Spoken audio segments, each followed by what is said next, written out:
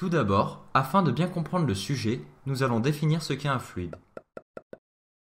Un fluide peut être un corps liquide. Dans ce cas, les molécules ont peu d'adhésion et peuvent glisser librement les unes sur les autres. Il peut aussi être un corps gazeux. Dans ce cas, les molécules se déplacent indépendamment les unes des autres. On peut également diviser les fluides en deux parties, les fluides newtoniens et les fluides non newtoniens. Nous allons aller plus loin dans l'étude des fluides afin de déterminer comment les fluides non newtoniens peuvent-ils nous être utiles au quotidien. Nous allons commencer par réaliser une expérience sur 3 fluides différents et observer leurs réactions.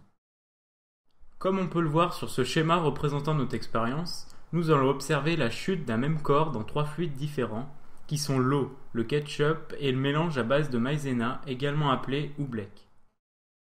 Dans l'eau, on observe que plus la masse du corps est élevée, plus son temps de chute est rapide. L'aluminium, le fer et le cuivre sont de même taille, ils subissent donc les mêmes frottements. Or, leurs masses sont différentes, ce qui fait que la chute du cuivre est plus rapide que celle du fer, elle-même plus rapide que celle de l'aluminium. D'après les résultats obtenus, nous pouvons tracer une courbe de la vitesse en fonction de la masse.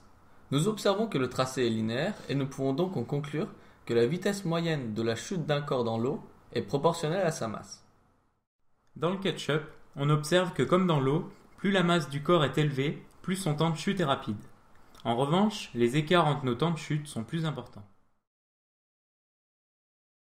Sur la courbe obtenue, nous pouvons voir que la vitesse de chute d'un corps dans le ketchup n'est pas proportionnelle à sa masse. En effet, nous observons une accélération brutale lorsque la masse augmente.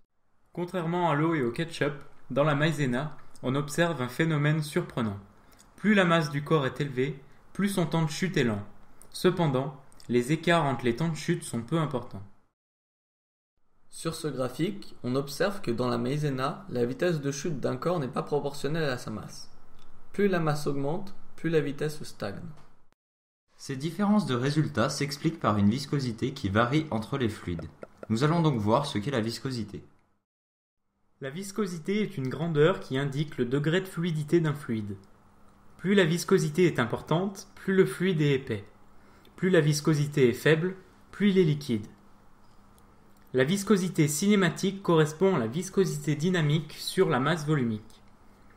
La viscosité dynamique équivaut à la contrainte de cisaillement sur la vitesse de cisaillement.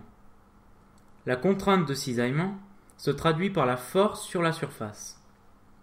La vitesse de cisaillement équivaut au gradient de vitesse. Le gradient de vitesse est la variation de vitesse sur la variation de distance, soit la variation de vitesse dans l'espace. Newton a beaucoup étudié les fluides et a pu trouver, pour certains, des points communs qui nous amènent à une viscosité proportionnelle. C'est la mécanique des fluides. C'est pourquoi ceux qui respectent cette mécanique sont appelés newtoniens et dans le cas contraire, non newtoniens. On va maintenant s'intéresser à l'aspect théorique de la viscosité en observant les courbes relatives à chaque fluide étudié. On voit ici que la viscosité est proportionnelle à la contrainte de cisaillement et au gradient de vitesse. Le fluide est dit parfait.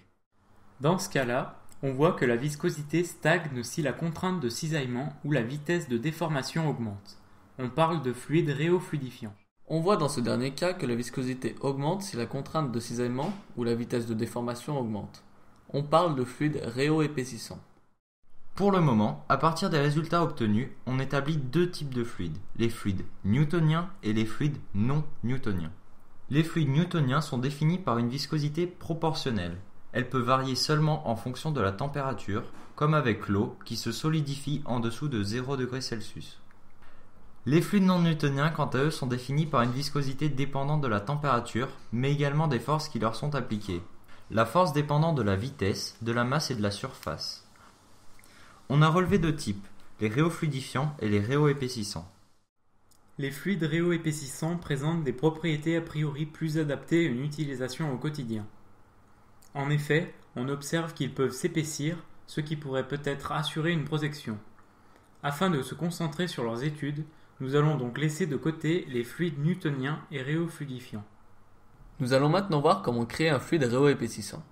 La recette est simple, il suffit de mélanger 2 tiers de maïzena et 1 tiers d'eau. On obtient alors une pâte collante et visqueuse qui s'épaissit lorsqu'on force. Nous avons vu auparavant que la maïzena devient plus épaisse quand la contrainte de cisaillement devient plus élevée. Or, on rappelle que la contrainte de cisaillement correspond à la force sur la surface. Elle est donc liée à la force, elle-même liée à l'accélération ainsi qu'à la vitesse. Pour un objet toujours de la même taille, on en déduit que plus la masse est élevée, plus la force qu'il exerce est importante, plus la contrainte de cisaillement est grande et plus le fluide est dur. On peut donc se demander si la maïzena pourrait amortir une chute. C'est ce que nous allons voir grâce à une petite expérience. Pour cela, nous avons besoin de maïzena, d'eau, d'un sac et d'un œuf.